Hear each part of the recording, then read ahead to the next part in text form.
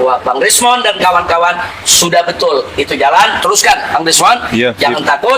Adapun kita minta kepada Bareskrim Mabes Polri proses secepatnya, dan kita minta kepada Kapolda Metro Jaya abaikan itu laporan Jokowi, itu laporan mengada-ngada, dan itu laporan kekanak-kanakan tidak dewasa, bahkan sekaligus menunjukkan Jokowi panik. Jadi ini diproses di pengadilan, kalau terbukti asli baru boleh melapor pencemaran nama baik. Nah, kalau terbukti palsu ya di penjara dianya. Jadi prosesnya jangan dibalik, proses pembuktian belum tentu udah pencemaran nama baik. Nah, jadi kita minta Bareskrim kerja, Polda Metro Jaya tolong Kapoldanya abaikan saja laporan Pak Jokowi karena bukan pada tempatnya. Toh nanti bisa dibuktikan ini pencemaran atau bukan pencemaran, terbukti pada saat pembuktian ijazah itu palsu atau asli. Poin ke-9 itu benar ada? Ada, itu usulan daripada Habib Rizik. Bagaimana kemudian para purnawirawan ini bisa bertemu dengan Habib Rizik? Oh, kami putar untuk mendengarkan suara rakyat, kami putar. Bahkan saya ini terlambat karena saya diundang oleh MUI dan Muhammadiyah. MUI dan Muhammadiyah. Maksudnya? Di belakang bertemu. Membicarakan apa Pak Soeharto? Ya? Membicarakan apa?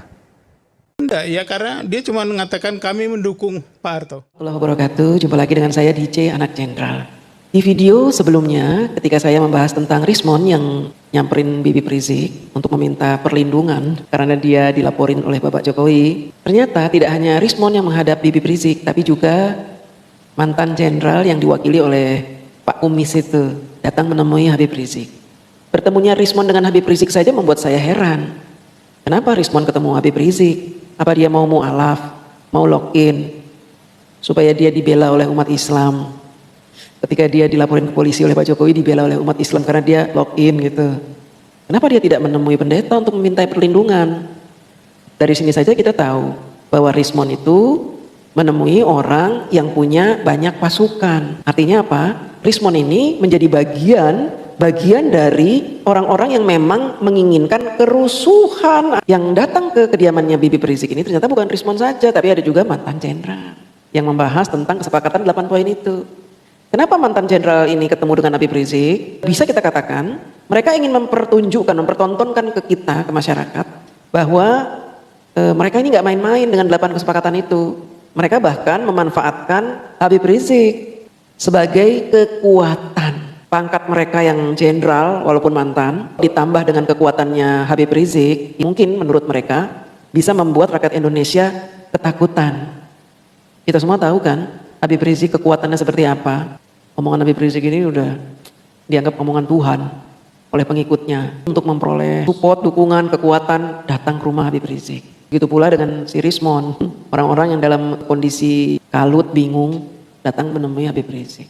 Tersebarnya video ini sebenarnya punya beberapa tujuan, diantaranya mereka ingin memamerkan kekuatan. Mereka ingin mengatakan kepada kita bahwa pertemuan antara mantan jenderal dengan Habib Rizik juga dengan Rismon ini adalah sebuah kekuatan yang patut diperhitungkan. Kemudian tujuan selanjutnya Habib Rizik ingin agar rakyat Indonesia itu segan terhadap Habib Rizik. Mantan jenderal saja datang ke kediamannya. Seorang dokter ahli aja datang menemui dia. Artinya Habib Rizik ini kan yang dituakan. Orang yang disegani, yang dituakan.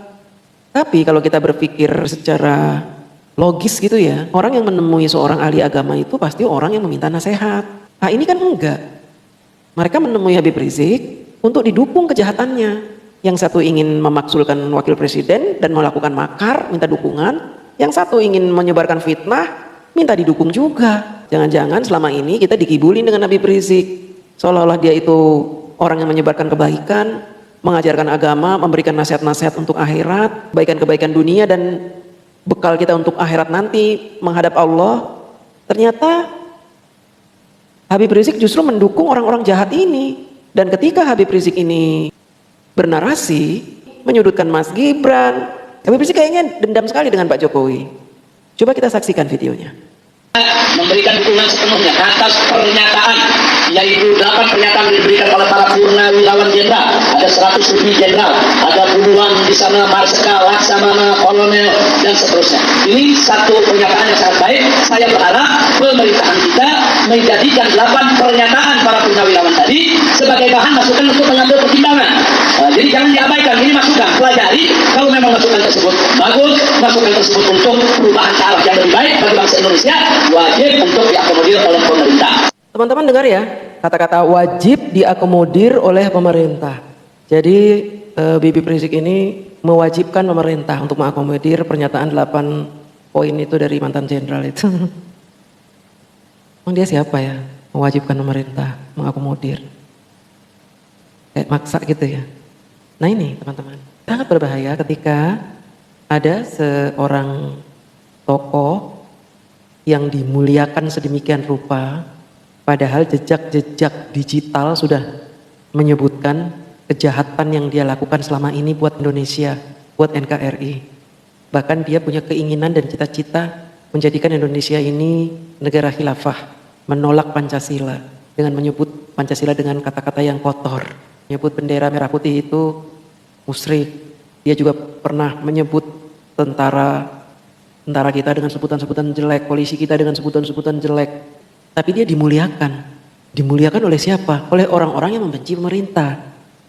Karena orang-orang yang membenci pemerintah ini menganggap bahwa Habib Rizik ini banyak karomahnya, turunan Rasul, banyak pengikutnya, tentu akan didukung oleh jutaan orang Islam, umat Islam di seluruh Indonesia, dengan harapan seperti itu. Ini berbahaya.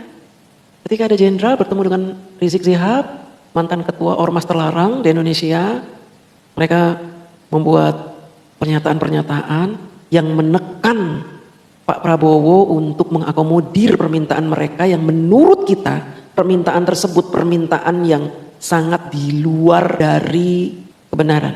Saya sudah sempat bahas 8 poin itu yang mereka tulis, semuanya ngawur, ngaco, semuanya inkonstitusional. Ketika ada mantan jenderal melakukan sebuah pertemuan dengan mantan-mantan jenderal yang lain, kemudian membuat kesepakatan untuk mendiskreditkan pemerintah, kemudian orang tersebut bersekutu dengan seorang tokoh agama yang jejak digitalnya keluar masuk penjara karena selalu membuat kekacauan, kerusakan, bahkan ini pendukung ISIS.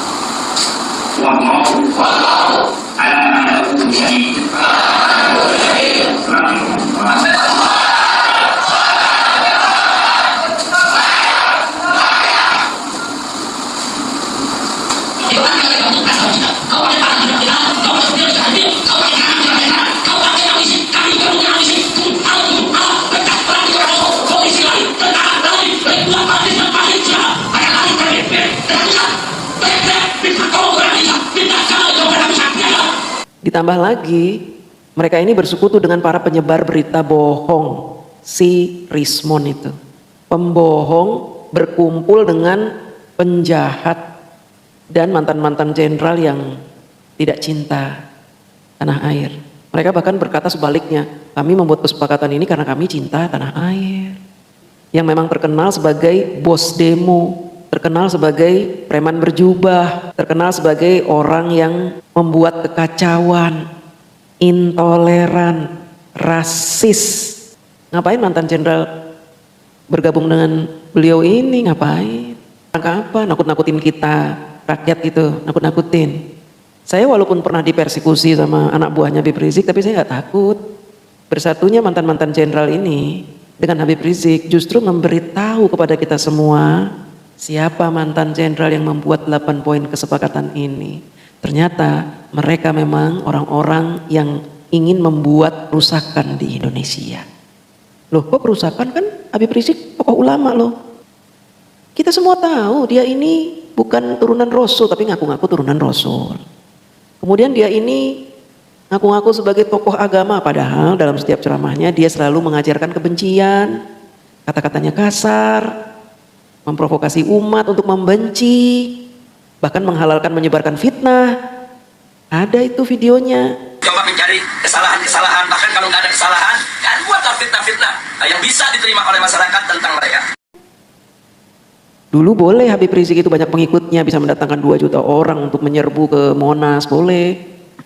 Tapi ketika ada tesis yang menyatakan bahwa orang Yaman itu tidak ada yang menjadi keturunan Rasulullah, pengikut dia sudah mulai berkurang. Kalau video itu hanya ingin nakut-nakutin kita, mohon maaf. Kita sudah tahu jumlah pengikut Habib ini sudah berkurang jauh. Dalam demo-demo aja yang datang cuma paling banter 500 orang. Kebanyakan juga 100, 200 segitu aja. Yang datang juga nenek-nenek, kakek-kakek. Jangan dibiarkan orang-orang ini menakut-nakuti kita dengan mengadakan pertemuan lalu disiarkan. Seolah-olah mereka ini ingin membuat kubu yang menginginkan Pak Jokowi dipenjara, kubu yang menginginkan Gibran diturunkan, kubu yang menginginkan berita hoax, fitnah jadi garda terdepan. Gimana sih cara berpikirnya ini ya? Kita semua tahu siapa Habib Rizik ini. Dia sudah tidak punya kekuatan apa-apa. Bahkan dia tidak bisa menolak ketika bangunan-bangunan liar di puncak itu dibongkar oleh Kang Deddy. Gak punya kekuatan dia. Gak ada kekuatannya. Mantan-mantan anak buahnya banyak yang sudah sadar. Coba kita dengerin lagi. Jadi sekali lagi saya mendukung 8 pertanyaan tadi. Hanya saya tambahkan satu lagi. Yang ke-9, tangkap dan adili Jokowi. Akhir. Nah, kenapa saya tambahkan begitu? Karena Jokowi ini memang problematik. Dia ini yang bikin problem. Ini segala sesuatu ini yang bikin problem itu. Bukan hanya urusan ijazah saja. Beberapa macam urusan. Bahkan dulu waktu saya di Mekah, saya sempat membuka syair dengan judul Sengaja Bohong. Orang seperti ini kalau masih dianggap ulama sih aduh keterlaluan ya. Dari cara dia bicara itu emang dia ingin menjatuhkan Pak Jokowi. Benci sekali dia dengan Pak Jokowi. Bahkan dia bangga pernah membuat puisi judulnya Si Raja Bohong katanya. Jokowi harus diadili karena dia ini yang membuat keributan katanya. Kapan Pak Jokowi membuat keributan? Bukannya Habib Rizik yang bikin keributan terus, caci maki terus. Ajaran-ajaran seperti itu tuh aduh bahaya Pak. Tuduhan, fitnah. Kapan Pak Jokowi bikin ribut? Yang bikin ribut itu Bapak. Lalu bikin ribut. Demo berjilid-jilid.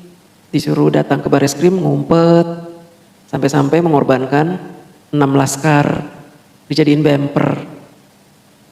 Giliran 6 laskarnya kalah melawan polisi, nyala-nyalain pemerintah. Katanya ini adalah pembantaian, kezoliman.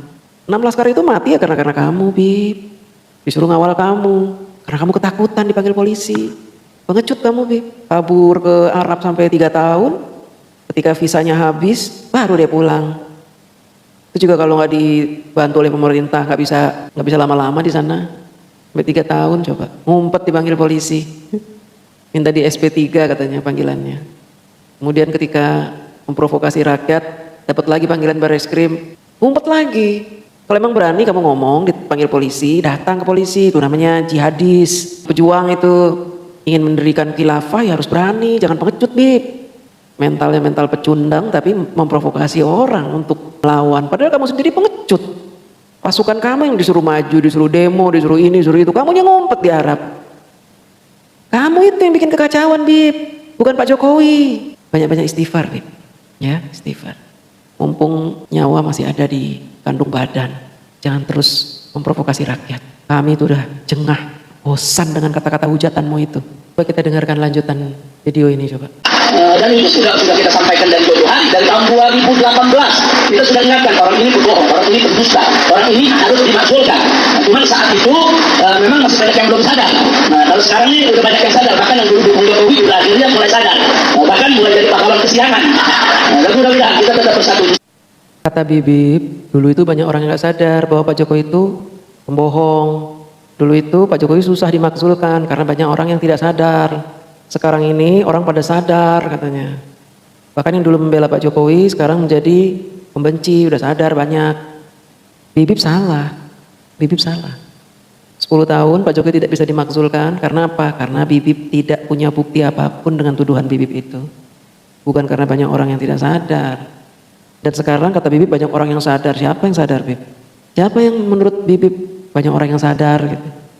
Justru orang-orang PDIP itu yang sekarang membenci Pak Jokowi bukan karena dia sadar. Tapi mereka itu membuka kedoknya bahwa selama ini mereka mendukung Pak Jokowi karena pamrih. mendukung Pak Jokowi karena dunia. Sama dengan Bibip. Bibip itu pakai udeng-udeng, pakai sorban karena dunia kan. Supaya dihormati orang, supaya dapat jabatan, supaya enak punya kedudukan, supaya punya harta berlimpah ruah, supaya dimuliakan, dianggap orang suci. Lalu Bibip bicara seenaknya. Karena menurut Bibip, orang-orang pasti percaya dengan omongan gue.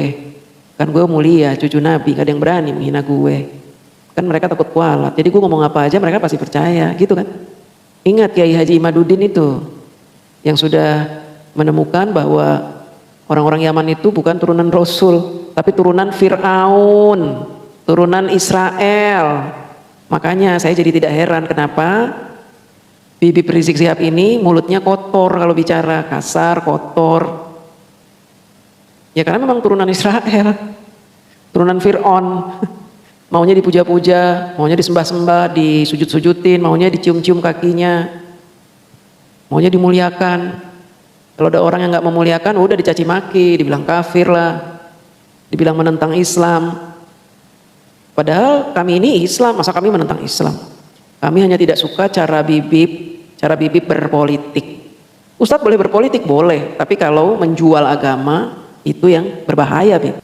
Kalau menjual agama itu tidak sehat politiknya. Berpolitik silahkan, Rasulullah SAW juga berpolitik. Tapi kan nggak seperti Bibip.